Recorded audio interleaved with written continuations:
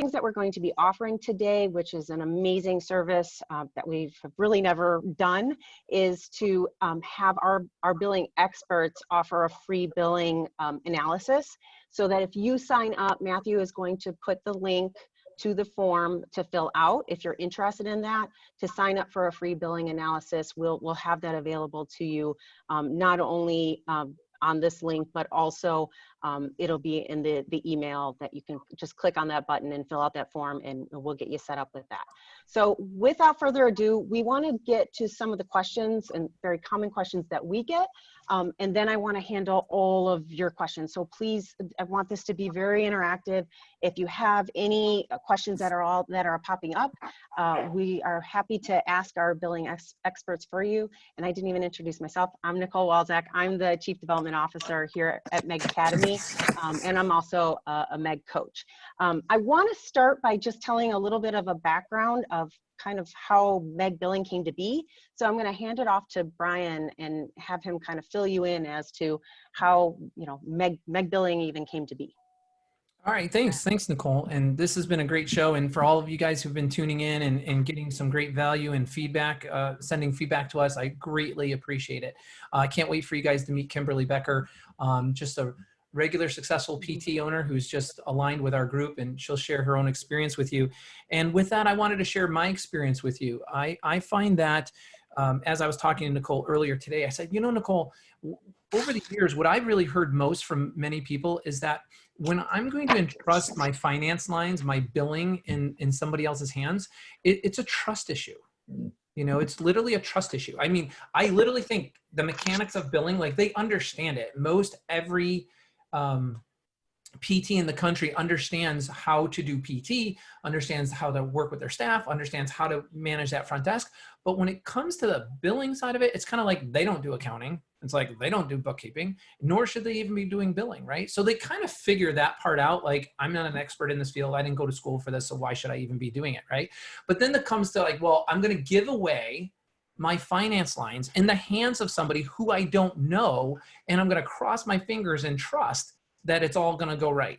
This is why I read several articles over the last week, why so many people will outsource their billing, bring it back in-house, outsource it again, bring it back in-house, and they'll go back and forth. So I want to reassure you as to who we are and how we got to where we are today, so that you can hopefully feel a little bit more confident if you do elect to choose us. And if you don't, whomever you do elect to choose, I hope I can give you greater confidence and greater security in the decision that you do make. So first and foremost, I'll just hit my 3 big bullet points on selecting a billing company. Number 1, I think they should be physical therapists, owned, operated, run, have that mentality. Number 2, I think that they should do exclusively physical therapy. And number 3, I think they should be sizable enough that they have a deep bench of expertise available to them, but not some behemoth Amazon-sized company that you're just a ticket. You just a ticket. That's a delicate balance. So those are my 3 big things. It should be physical therapy, owned and operated. It should be a deep bench of expertise, and they should be big enough and not too small, because when you're too small, you don't, you know, you're not able to be that level of expert that you need to. So those are my big things to start. But where did we come from? It came from me being a physical therapist way back in 2004, when I went into my billing office. Money wasn't coming in, numbers were going up, production's going out the door. Many of you may have experienced this yourself. Production's going up, new patients are coming in, you're seeing more business, but yet the cash flow is not proportionate to the work that you're doing. So you know there's a problem, but you don't know what the problem is. I went into my billing office, pulled on some drawers, I opened up a drawer, and I literally had a stack, like honestly, and I'm not exaggerating, it was EOBs, and it was like double this. Well, where's my camera? Like double that thickness, right? That's like 1.5 inches. It was like 3 inches of EOBs stuffed in a drawer.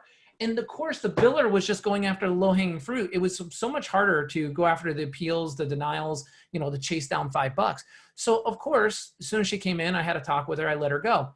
The guy, the other biller in my office, the other gentleman, spins around and says to me, well, thank goodness you let her go because of the postage thing, right? And I'm like, postage thing? what are you talking about postage thing? He goes, well, she's been coming in with her packages, her Christmas presents and stuff, and she's been sending it all out on the postage meter. She's been running all her mail through the postage and stuff like that. And I'm like, you can go too. And he's like, what? What are you talking about? Why? I'm like, you're complicit if you've known somebody's been stealing from the company and you didn't let anybody know about it. So right or wrong, I can't have you around because God knows what else is going on that I don't know about. And there in the corner is my third biller. She was only there like 2 weeks and she's like shaking in her boots and she's like, what are we going to do? And I'm like, it's you and me. And she's like, I've only been here 2 weeks. I said, well, I've never done billing. So I'm just going to come in Monday and I'm not going to treat patients for 4 months and I'm going to do billing. I literally took the manual off the shelf and she looked at me. She's like, you're seriously going to read the manual? I'm like, that's what I'm going to do. I went home, read the manual, came in Monday, and for 4 months I did billing. So that's like the root of where we are, because for the next like 15 years, I ran a tight ship billing department because I could sit with my billers. I could talk turkey. I could explain things. I posted EOBs. Allie will tell you, you got to have a ruler. You got to have one hand on the keyboard. You got to have a ruler. You slide down that EOB and you manually enter every single line item. Although now she hits auto post. I'm not really sure what Allie does other than that. I think it's just like a thing like this and she gets a cramp. So she goes to the next, but I think she'll explain what she does. If really. If we're lucky. If you're lucky, right? But back in the day, you had to go, ruler line by line and enter each one. And I did collection calls, I did EOBs, I posted payments. So in 2010, I was helping so many other practices. And one of the things was they weren't getting paid. And I got so frustrated. I'm like, why don't we just do your billing? Like I have this billing team. They do it great for me. We have all the standards. We have all the practice statistics. We'll just take you on.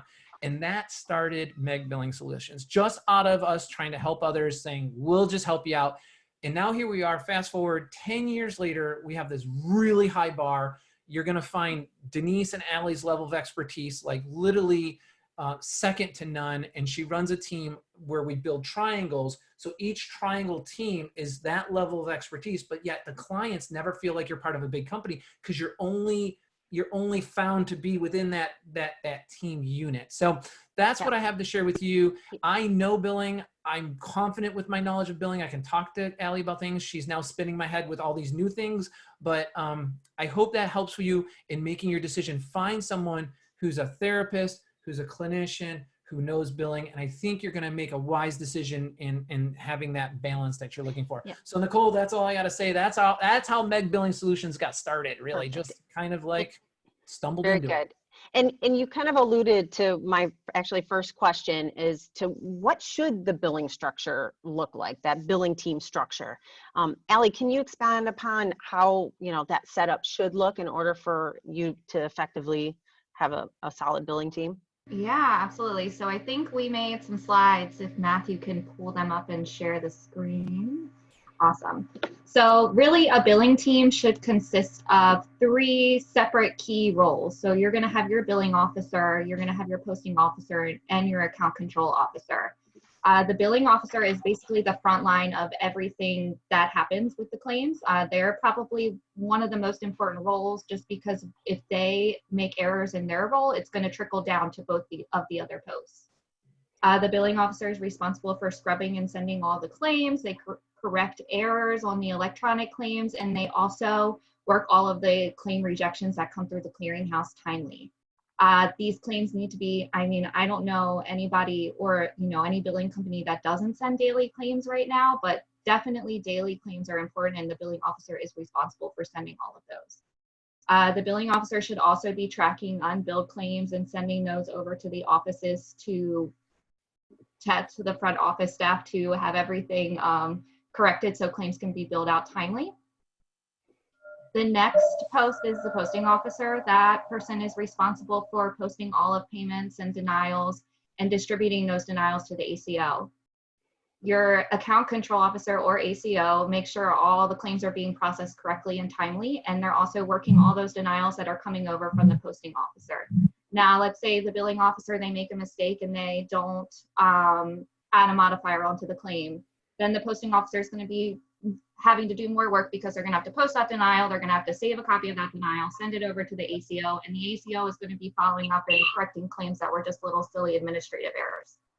So we definitely want to make sure all these posts are well trained and everybody so things run smoothly. Okay, very good. And how would one measure their billing team's performance, or if it's an individual within in-house, whether it's in-house or outsourced? How would you measure that performance? Yeah, so the billing officer should be tracking how many claims they're sending daily and the dollar amount, so the production your clinic is sending out daily. They should be keeping stat grids, just making sure production's not fluctuating. Obviously, right now it is. And then they should also be tracking the amount of unbilled claims daily. Now, the unbilled claims could mean that, a claim was held because authorization wasn't on file, or, your front office staff forgot to scan in a copy of an insurance card. So they should be tracking all of those errors on the front office staff as well. Now, the billing officer, as I said before, should also be sending those claims every single day. So as long as your claims your therapists enter all their charges in by, like Brian says, 9 a.m. For the previous day, all those claims should go out the next day within 24 hours of being entered. Okay, very good. Okay. Hey, Nicole. Yep. When we talk billing structure, Allie, you probably run into this in the past too. And I can tell you, I've run into this in all the, I've been in 400 offices around the country. I can't tell you how many times I walk into an office and they'll have like 2 billers or 3 billers. And I'm like, well, how's this working here? And they're like, well, she does all the accounts from A to J, and he does, whatever's after J to, S or whatever. Can you share like why that's such a huge mistake? So I definitely, especially with our structure, I feel like maybe way back in the day we used to do it that way, but we have found that it's better if you're going to have, especially if you're going to have a team with more than one ACO, to get them specific payers to focus on so they become an expert.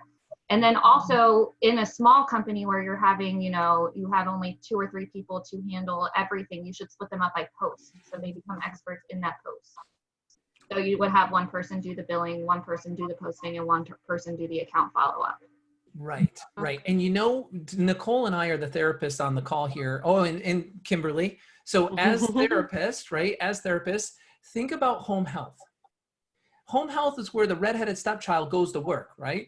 Because they're on their own little island, they do their thing, they're not really part of a team, they kind of set their own schedule, they treat their own stuff, they go home, they're only really kind of concerned about themselves. When you build a clinic, when people come in with that home health background, they kind of run with scissors, they don't play along well with others, they throw sand in the sandbox. And so that's what happens when you set up a billing department like that, because they're just carved out for their own accounts, and whatever goes good or bad elsewhere, they don't even think about it. They're not even a part of it. And Allie, you seem to have shared over the years, since we learned this pyramid structure, it's a team approach. It's a team collaboration. It's a let's fix it. Let's own it. It's just that level of collaboration, that level of accountability for that entire account, that entire PT practice. And that changed everything way back in the years. I mean, we've made mistakes from 2010 moving forward, but now we've got this thing down to a science. And so I just wanted to make that point, because a lot of people are like, wow, what you just showed me on that PowerPoint, that's not how we're doing it. And I'm like, well, you should think otherwise. And it also depends on your size a lot too. I mean, if you have a clinic where you're only seeing 50 visits per week, obviously you're only going to have, one person probably handling all hats. Sure. Good point. And we're having some individual questions coming in on the chat, and it sounds like some people are struggling with their current billing system.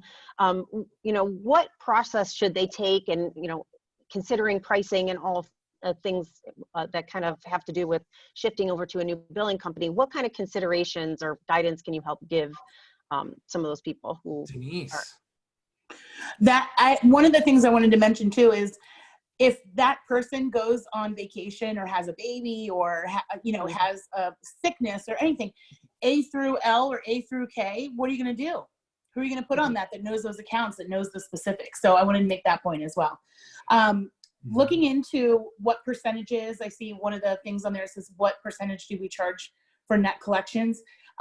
We will, in this billing assessment, we can go ahead and talk to you about what our percentages are. And we do charge a percentage of the gross income that we collect for you. We don't charge off of what is actually billed out production-wise.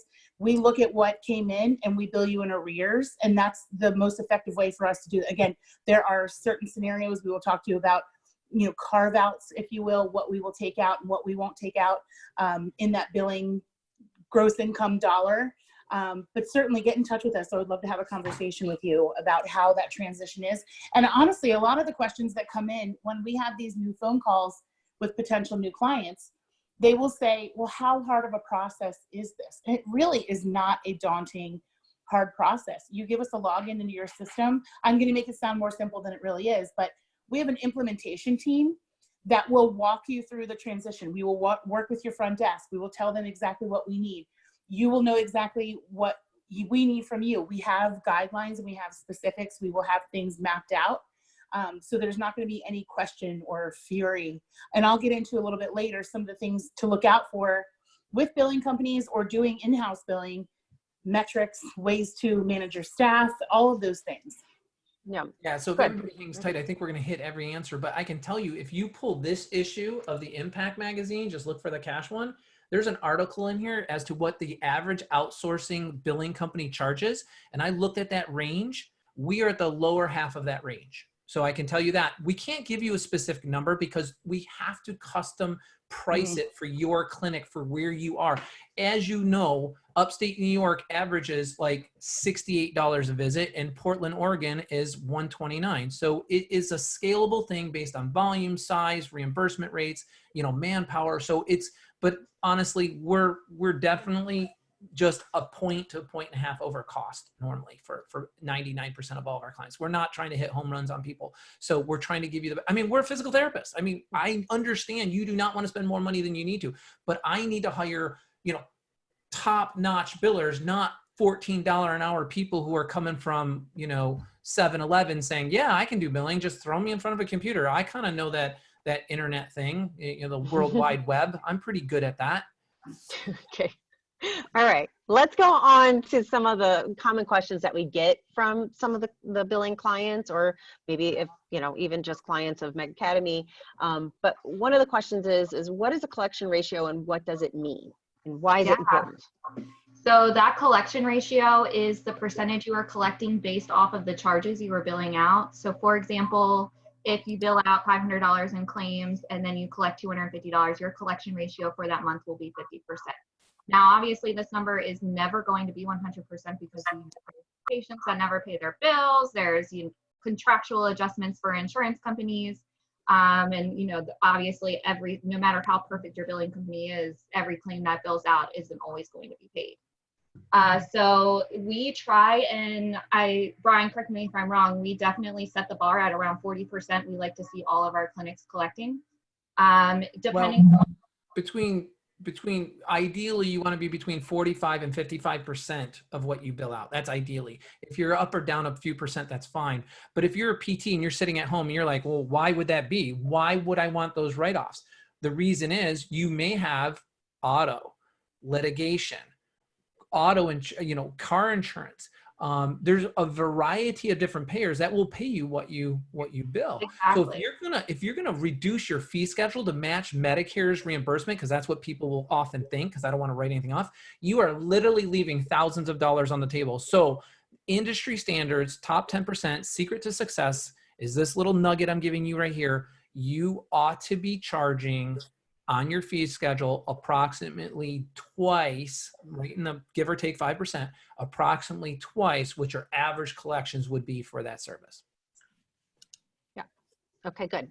And can we talk a little bit about AR? Because I know that's a big, metric that we look at when we're kind of analyzing billing performance. Can you describe a little bit about what AR means and what the different buckets mean? Yeah, so your AR is your accounts receivable, so all of your money that's outstanding currently. Can you put up that slide, Matt? Sorry to interrupt you, Allie. It's okay. Yeah, Matt's sleeping. At the wheel. So all of your buckets are going to fall. You're going to have a current bucket. You're going to have a 31 to 60 all the way up until 120 plus days. Now, you definitely don't want to see your money rolling into the buckets. You want to have a majority of your money in the current bucket. Typically, I see insurances take about, on average, maybe 30 days to pay. Medicare being only about 2 weeks. So if you start seeing that money age, that means you have an issue. We like to see that all of the AR over 90 days is less than 15% of your total AR. And now there are special considerations for that. Obviously, if you have a lot of auto, if you have a lot of workers' comp or settlement cases, your AR is going to be slightly elevated just because all of those, the lawyers take their time in paying everything. But definitely you want to keep that over 90 days, less than 15%. I have an example of what an AR looks like on the next slide too. Yes, so this is what an AR would look like. Now this AR was ran yesterday, so obviously the current is maybe a little bit lower than it would normally be because of COVID. But what we like to see is less money in the over 120 days. Very good. Okay, good. Good. Hey, Nicole, let's ask Kimberly. Kimberly, you heard some of the questions Nicole's asked so far, like about why people switch billing and what they're looking for. What was it? Let the audience know, like, what was it for you? Like, what was it that made you start to look? And then what was it that made you want to land with us? I'm just curious. Because we've been throwing out some of the most common. Were any of those your reasons? Yeah, I feel like you've lived the last year and a half with us because like what Allie just said about the bucket, we were opposite. Like our biggest number was in the 120 bucket of money that was still out there. So we just started noticing like lots of inaccuracies. Our patients were calling us with a lot of questions that we couldn't find the answers to because there was just an inaccuracy of what was posted. Things weren't being posted. Payments were being sent in, but the payment wasn't being posted. And then the payment was being sent to us and we were depositing it and they were getting a statement for the same amount. And so they were paying double. And so then we would have to refund. And like, I think you were talking about the low hanging fruit. I think that was happening a lot where we just had a lot of claims out there that weren't closed. So, you know, primary might be sent and then it would be sent to secondary, but without the primary attached. So the primary EOBs. So our secondary claims were not being closed and then the patients would never get a statement. So again, everything you said, so like the amount of work we were doing towards compared to the revenue that was being brought in just wasn't matching. Yeah. And it was just because nothing was being closed. And when you kind of noticed it, then you just investigated a little bit further, demanded a little more information, and just we found we were being asked to like write off a lot of claims. And in an instant, if we would ask Allie, to be honest, like she would know like what was going on with the claim. She could tell us like, oh, we would just change the code to this. And we would either do that or she would do it and we would have revenue collected on something we would have lost. So I think, and that was after we switched over, but I probably jumped around a little bit there, Brian, but we just had a lot of challenges that we saw a lot of money leaving. We saw our reputation being hit pretty hard. Yep. And, you know, being challenged in the future and then just not having any answers, not having communication. I mean, Allie and her team, I can call Allie at any time and she responds to me. I can email at any time and I have an answer within 10 minutes, where our previous services, we had 2 prior billing services. And either one, I mean, it might take a week, it might take several days, but it was never same day. Oftentimes it was super rare to have it within 24 hours a return response, which then hurts our reputation with our patients. Yes. Because And I think I was just going to say that. I was going to say that's that's almost one of the reflection. unspoken rules. Oh, sorry. Go ahead. No. Go ahead, Denise. Oh, I was going to say that's when you were talking, that's almost one of the unspoken rules that the patients are correlating your therapy services to your billing. It's all wrapped in one. As much as they do who answers the phone, what kind of a friendly voice is answering the phone, or who's handling the marketing. But the billing, especially when it's such an emotional attachment to the payment that you're making to someone, and then to have it incorrect or inaccurate, or to double charge them and then go back and say, oh, sorry, we charged you too much, we're going to send you. And who doesn't love a credit? But you hate to even have that because it creates this turmoil, and that is the reputation that you're breeding for your actual service, which has nothing to do with the billing. So that's why I think that's another really good point, Kimberly, that you bring up, is you do want to align yourself. And again, in-house or out of house, just know who you're doing business with, because that is such a key factor to gaining that trust and keeping that reputation with your community, with your patients, and with your staff. Yeah. You know what I want to add here, Nicole, really quick. I want to add red flags. Nicole's like, No, Brian. I'm like, It's like, Brian, you're stealing the show. like, Brian, I have a whole section. You're I supposed to do. be talking. I have a whole section for you, and you're supposed to be talking. I can't help myself because I'm just like listening to Kimberly, and I'm He's saying, just excited, guys. so It's I'm okay. just gonna ask. So Allie and Denise and Nicole, everybody, every panelist, think of a red flag. Think of a red flag when you know your billing starting to go south. And I'm going to tell you mine first. So I'll give you guys a little bit of time to think about your red flag because I could think about 6 of them right now, but I'm not going to talk all that. The number one biggest red flag that if you're watching us right now and you want to have the most professional billing, you want the most productive outcome for your billing. If you are a PT owner right now and you have this voice in the back of your head, or this instinct that you have to hire somebody, train somebody, or hat somebody to police your billing department, or to police your outside billers, to qual check them, to check their accuracy and check that they're not just writing things off or things are going. If you feel the need to have a policeman in your office policing you have a major problem with your billing. I'm telling you, we don't wait for you to do it. It's in our contract that when you do billing with us, you must attend a monthly meeting where our team leader will go over all of your billing reports, your unbilled, your AR, your stuff, and we will coach you as to what you can improve for the upcoming month. We don't wait for you to find any mistakes or errors. We're bringing them to you because we have a mandatory monthly meeting that is going to drive the improved communication between our group and your group so that you have fewer issues. But if you feel you need a policeman in your clinic to watch and oversee what's going on, it's time to run to another group, whether it's ours or somebody else's. There's an issue there. So that's my number one big flag. When you feel you need a policeman, you have a underlining problem. And mine ties into yours, Brian. I would say my number one flag is lack of communication. I talk to so many owners that they are blown away that we're having these monthly meetings and actually reporting what's being done. They have said multiple times, and Allie, you live it. You talk to them every month, but they are blown away that we are providing the data without them having to ask.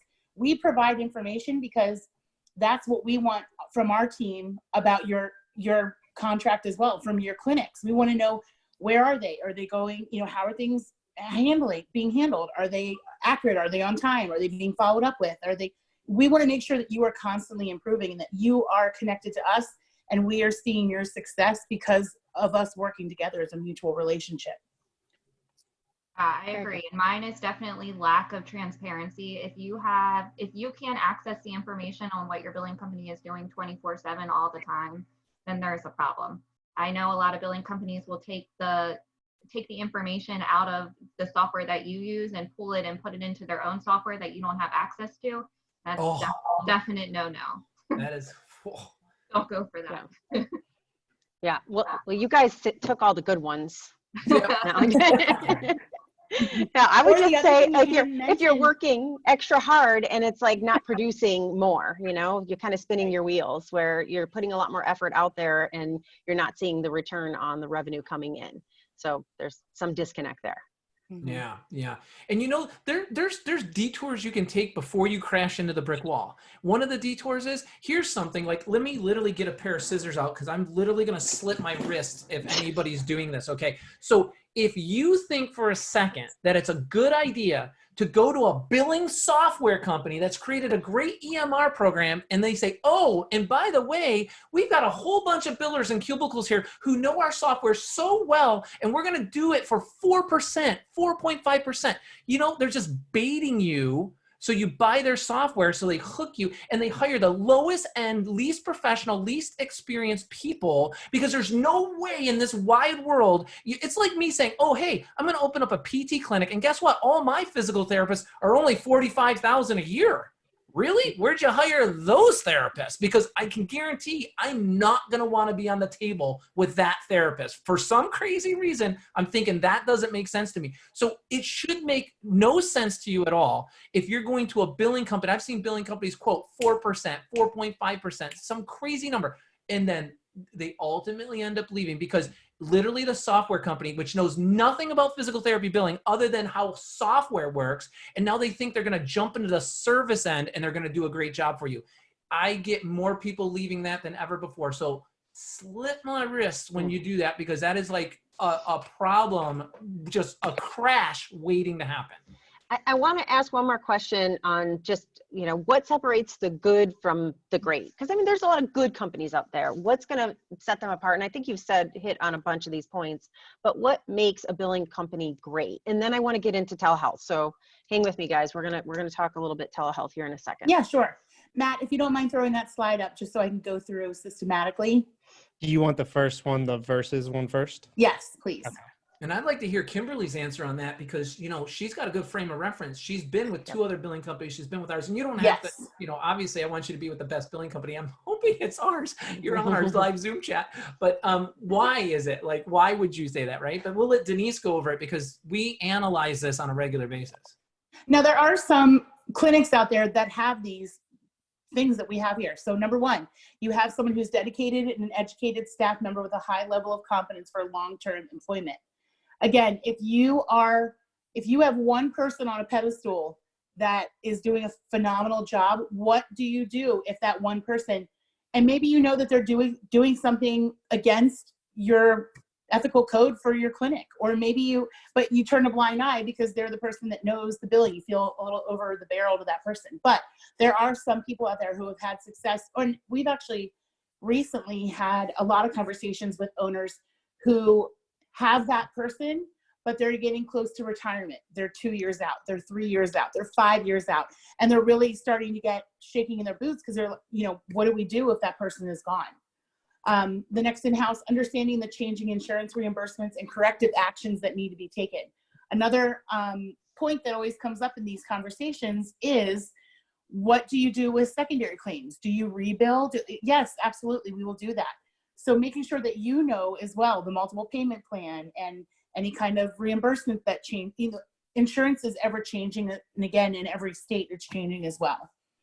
And then the third is time and attention for report analysis and full department overview, which is what you were just talking about, Brian. Having someone who is policing what is going on to make sure that you're getting every dollar that is deserved to you, because you've already paid it out in salary, in rent, in lights, in equipment, there's just a litany of things. Insurances. But Nicole and I have met so many owners, and we will look at their billing, and they have an in-house billing. And if all of these boxes are checked and they're doing a really good job, and AR is not rolling, and AR over 90 is less than 15, we would be the first one to say, don't come to us. Right. Don't switch. We're not interested in procuring business for the sake of procuring business. If you're already being well handled, then please, by all means, do not leave your in-house billing if it's all in. The only risk you have is if somebody gets hit by a bus or comes down with the flu or gets pregnant or has to relocate, because we do see that, and you just don't have a deep bench. You don't have a deep bench for someone to step in, and you run into a real problem. And I see a lot of times it's maybe somebody who's spread a little too thin, who's maybe the office administrator who's taking on the billing. And, if you're taking your time and attention away to do billing, you're obviously going to be taking some attention away from other things that need to be focused on, and your business is going to suffer in that way. So, Nicole lives in Wisconsin. She's got chickens to go grab eggs. She's got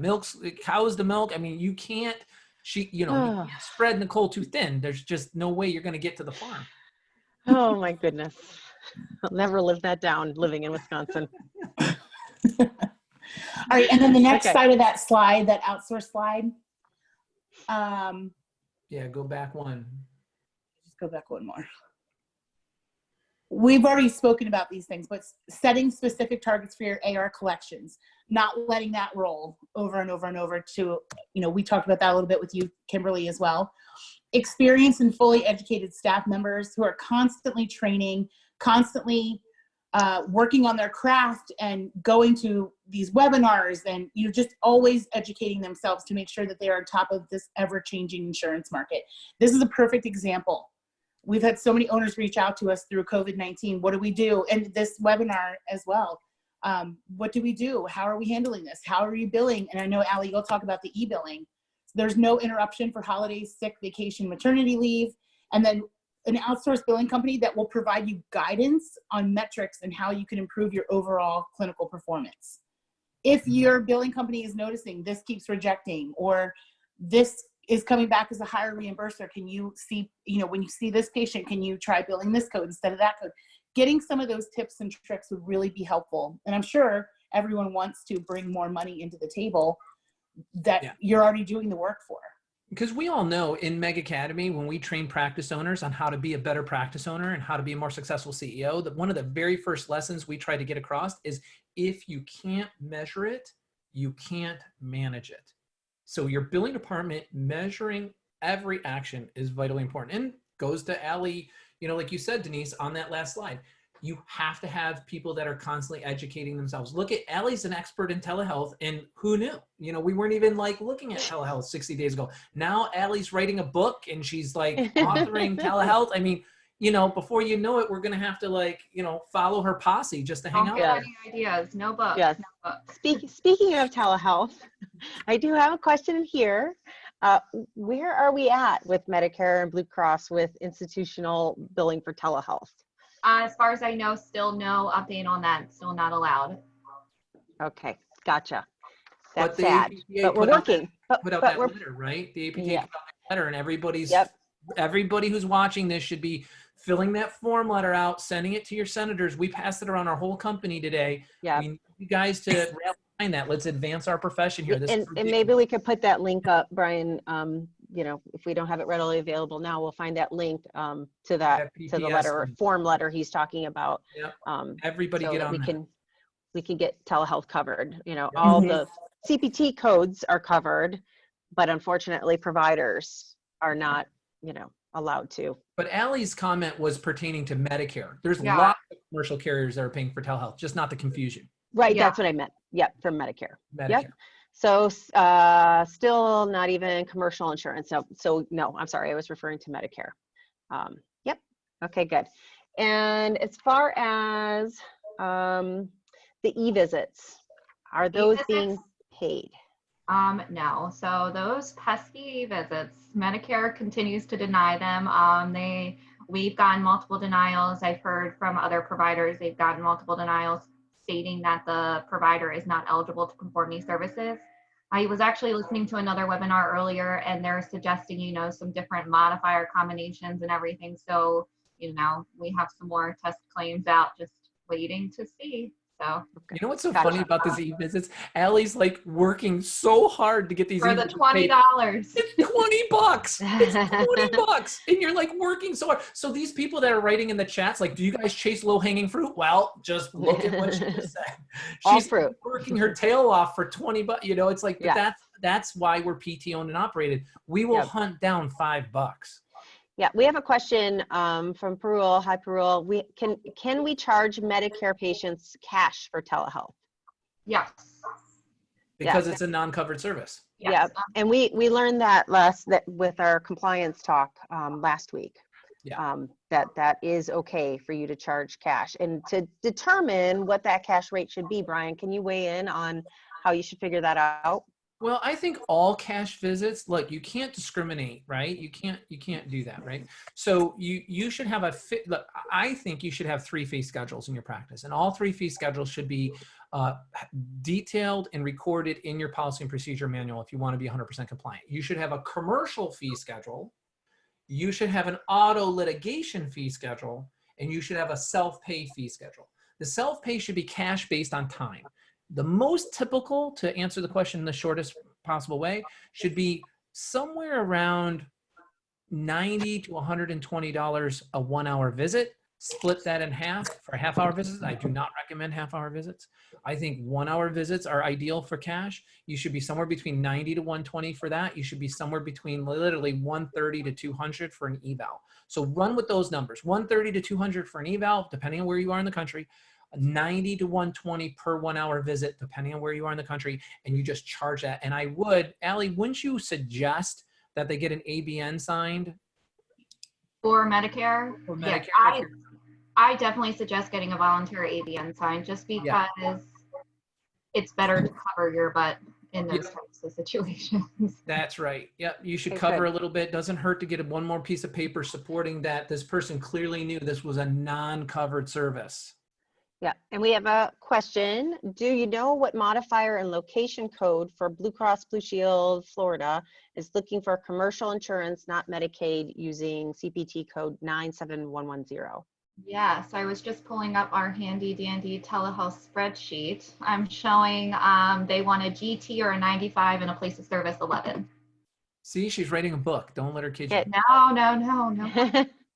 We have so many people all throughout the country that we're trying to keep track of this. Well, for that's you, the other so. benefit of working with a company like, not Yeah, to, national. yeah, we're Mhm. national. We're national. We see what's going on in other states, and that really helps us.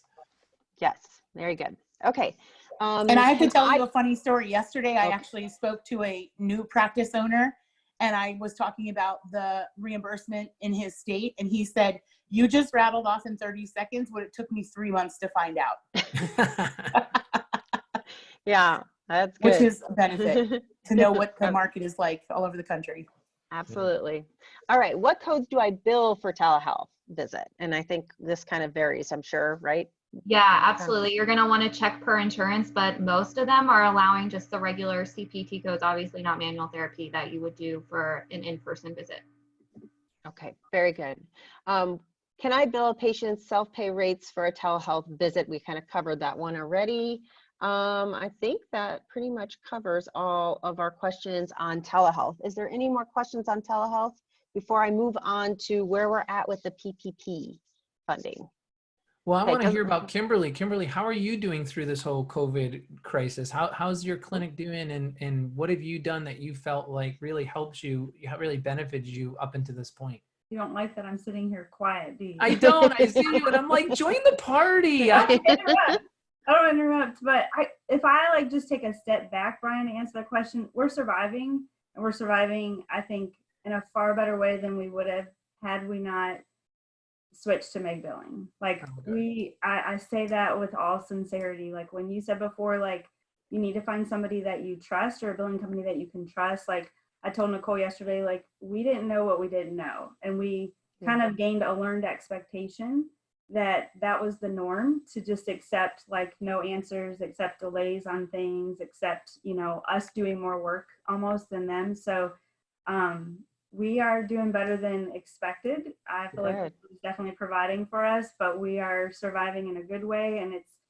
definitely, like Beth, our front end person, will say almost every day, I don't know where the money's coming from. We're getting more money than we ever got before, and we're seeing less patients. Yeah. But that's the reality, very honestly. And I think, like, if I can just encourage people, when I was in PT school, I always did better if I knew what something was supposed to be or how movement should be, and then I could pick out an abnormal versus say, here's what's abnormal, but I didn't have a norm to compare to. Yeah. If you learn what it should be first, I could easily pick out the abnormal. And I feel like I'm backwards with this whole billing service, that we did it backwards, but I feel like you guys are showing us like what it should be, because we felt like we were going crazy before. So like what it should be is the communication, the transparency, the timely stuff, the knowledge, the competency, which gives us the trust factor. You kind of knowing the sense of urgency and being part of our team, like that's what it should be. And if there's anything outside of that, then yes, go to Meg. Yeah. That's so true. That's so true. And two points on that really quick. Denise made this comment and she just kind of made it and we went on past it. But I want to come back to this comment because it was her who created this way back in the day. A billing client would come to us and they'd say, okay, I want to sign up with you. They'd sign up and we'd assign them to their billing team, and their billing team would get going with them, right? Well, we learned from that all people are different in terms of starting, right? They have different needs, different wants. Denise created a rollout division, like a rollout team. And I think that's that's such a game changer for us, because the people that have the greatest depth and knowledge and experience of how to take somebody on board and work them through the first week, the second week, the third week, the fourth week, the eighth week, so that by the time they get through their first 2 months, they're like, oh my gosh, this thing is lickety split. This is, they head off problems before they happen. They circumvent problems that you would have run right into, because it's a rollout team. That's all they do is they roll you out and they go on to the next client. They roll them out and then they hand you off to your team. And So I just wanted to point that out. I think that's part of why your experience, most people say, I've had such a pleasurable experience because people are like in their lane and they perform in their lane. And I think that's really, really valuable. And then like Allie said, which she said very lightly too, but I think it really means a lot. We're not going to take your billing and say, oh, let's take all your stuff and put it in our system. And we're going to put it behind curtain number 5. And we now own your data. And if you want to leave from us, we're going to charge you to get your patient records back from us. I have seen that time and time again. We work in your system. It's your data, your system. You get to see everything every day. I think those two things, having a rollout team and having total transparency of working your system, I think those two things are huge benefits to you, you, the clinic owner. Yeah. And I think also too, and you kind of alluded to this where it's like, oh, we're seeing more money now. What things, and maybe this is a question for Allie, what things could you offer as suggestions for what people can be working on right now to maybe work on some of that older money, coming in? Because I'm assuming that if production is down, that's where the, revenue is coming from. Is that accurate? Yeah, I definitely recommend people run adjustment reports in their softwares just to see if maybe any codes, but like auto posting is great, but obviously with auto posting, you run more room for error for auto adjustments too. So definitely run those adjustment reports and see everything that was adjusted off and see if it's maybe something you can go back and collect on. We see, especially when we take over billing, we see a lot of people who were adjusting off codes that just needed medical records sent in and they would have been paid. So definitely keep an eye on that kind of stuff too. Okay. Yeah. So maybe that billing performance, audit would be a good idea just to make sure you're not leaving money on the table. Gotcha. The fact that you guys are giving of your own time, you're not charging anything for it. We're going to make a lot of friends by doing these practice assessments, these billing audits, these free audits. Because my question to everybody listening right now is literally, what is your restructuring strategy moving forward from here? Because you really should be looking at the fact that long-term, you're going to have an element of your practice doing telehealth. You're going to have a greater element of your practice doing cash-based services. You're going to need to take this opportunity where you have all of this time and really re-examine your business model, because you should answer that question before you go to bed tonight. What does my restructuring strategy really encompass right now moving forward? Because this is the time where everybody on your team is willing to accept change, because there's nothing but the whole world has changed. So if that's happening, change whatever you want, do it now. And the practice, the billing assessment is the perfect way. If you get to the end of the billing assessment and everything assesses that you should stay put, we're going to be the first ones to tell you that. Yeah. And we've even had clients who have we've never done the billing assessment before, but clients that we've spoken with months or even a year ago that are now contacting us and saying the problems that I mentioned before.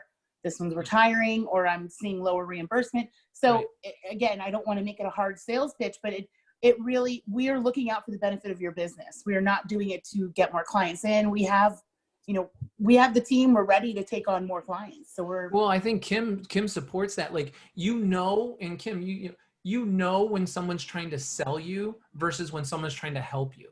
And I think that's one of the hard sell. So yeah, I would agree to that. And I will say, I can't guarantee this, so I'm not putting words in you all's mouth, but like, you guys are cheaper than my former billing service, who left a lot of like tens of thousands of dollars out there. So it didn't cost me any more to change. And you know what's so funny when you say that? I'm not the owner sitting back going, "Oh my gosh, we should raise our rates." As soon as you said that, the first thought I did have in my head was, "Oh, that's good." I did not think like a greedy owner, like, "Oh my gosh, thank God you told me that, Kimberly. As soon as we get off this call, we're going to reassess our rates." I thought to myself, the very first emotion I had was, "Oh, that's good. That's good. I'm glad to hear that, because we're trying to help."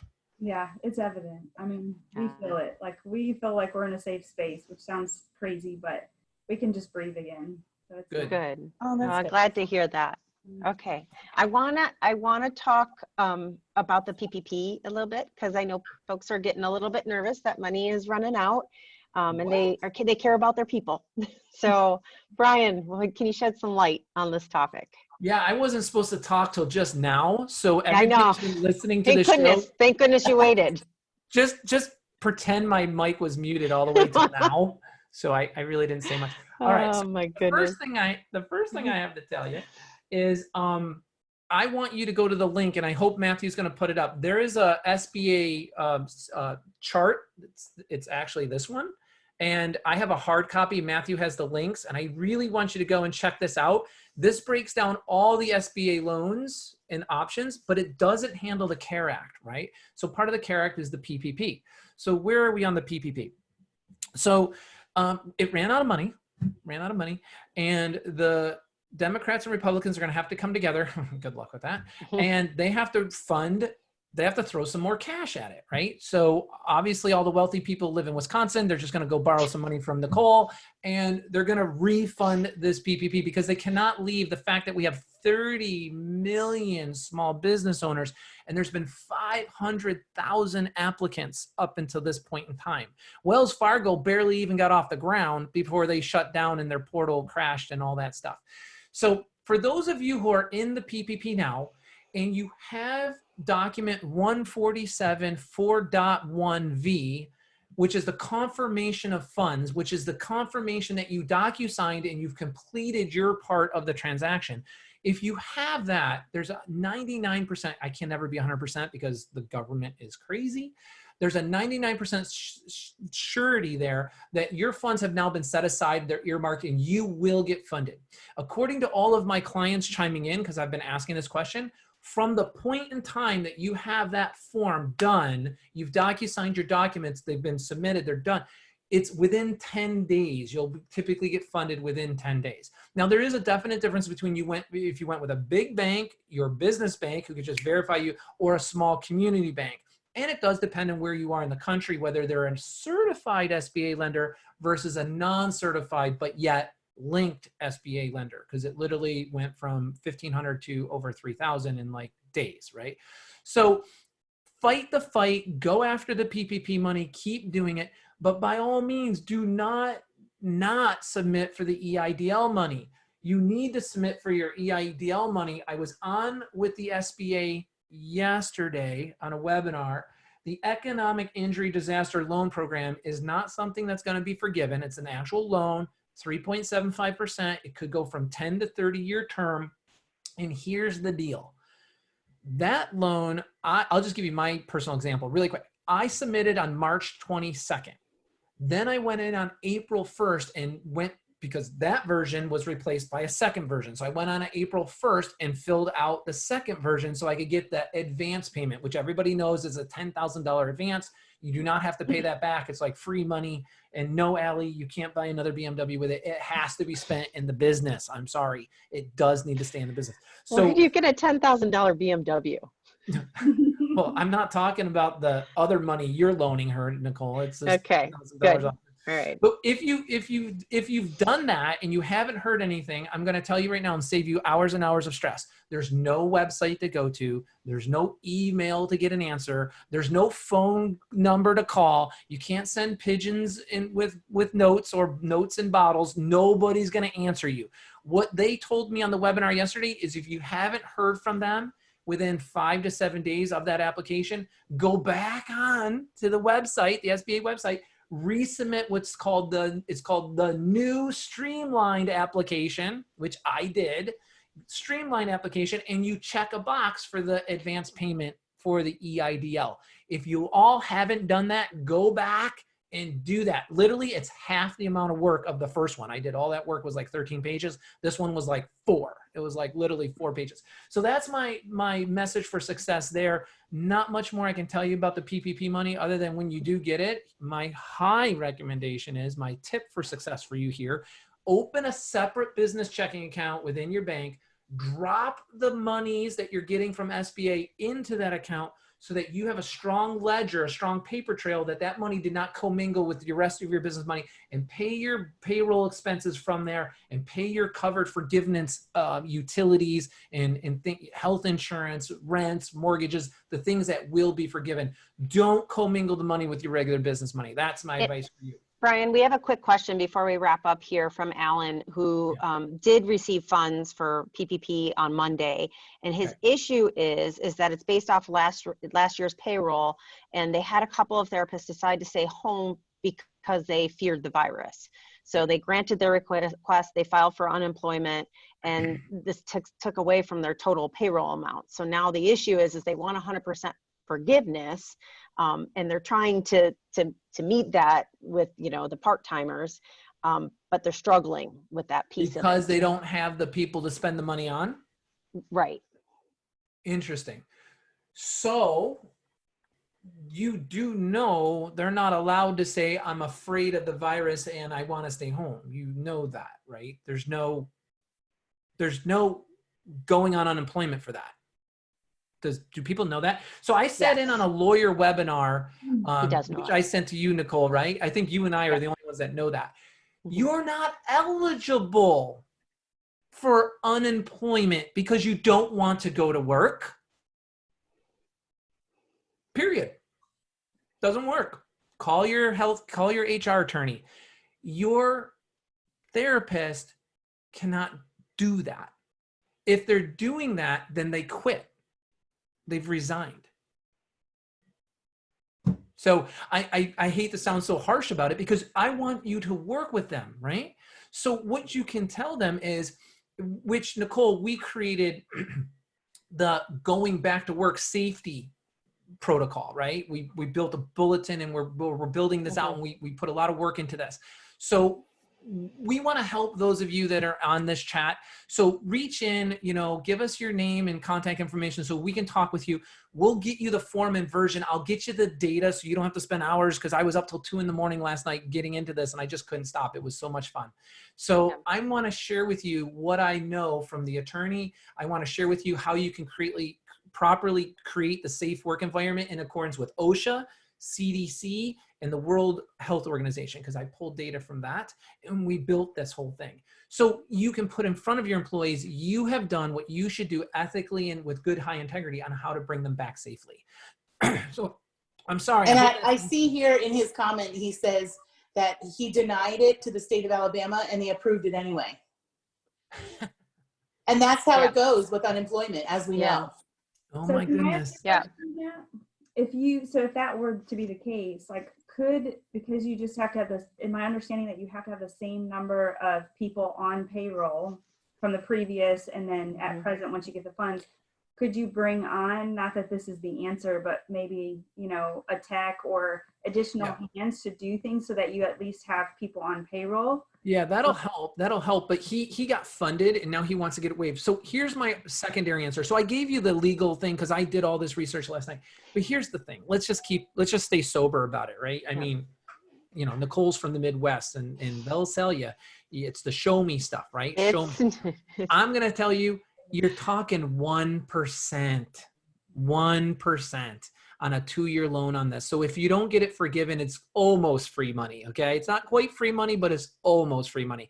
So get as much forgiven as you possibly can. The rest that you can't, it's a 1% loan. And for the next 6 months, you don't even have to make a payment. You literally defer it. And if you want to pay it off in advance, there's no payment penalty to pay in advance. So I think if we just step back from this a minute and say, well, I wish I could have gotten it all for free and fully forgiven, but I really can't. I don't have the right amount of people. I didn't make the certain thing. It's 1% over 2 years, and you can prepay whatever you want. So I don't think that's the worst thing. Yeah.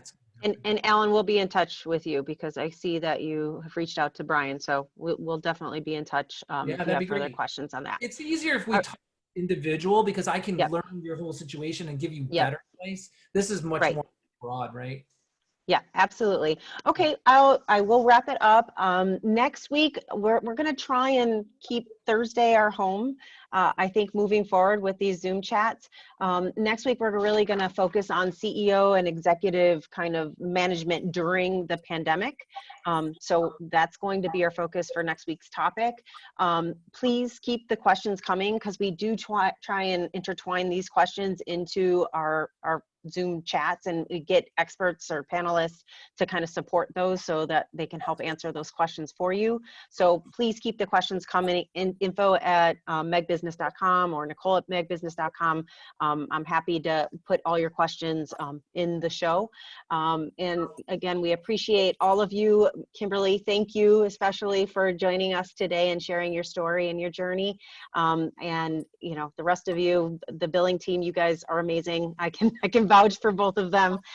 They're awesome. They answer all of my questions with my Meg Academy clients. So I appreciate you both. And again, Brian, thank you. So have a good night, and we'll see you next week. Wait a minute. Bye, Brian. You can't just say goodbye and nobody else says goodbye. I just wanted to thank Kimberly, because Kimberly, having you on is like having the Amazon effect, right? Because for those listeners that are looking to make a switch, they're not going to make a switch unless they check references, right? I don't buy anything on Amazon unless I read the reviews. I don't know about you all, but I mean, Nicole's family owns half of Amazon, so I think she gets that stuff. But the rest of us read reviews.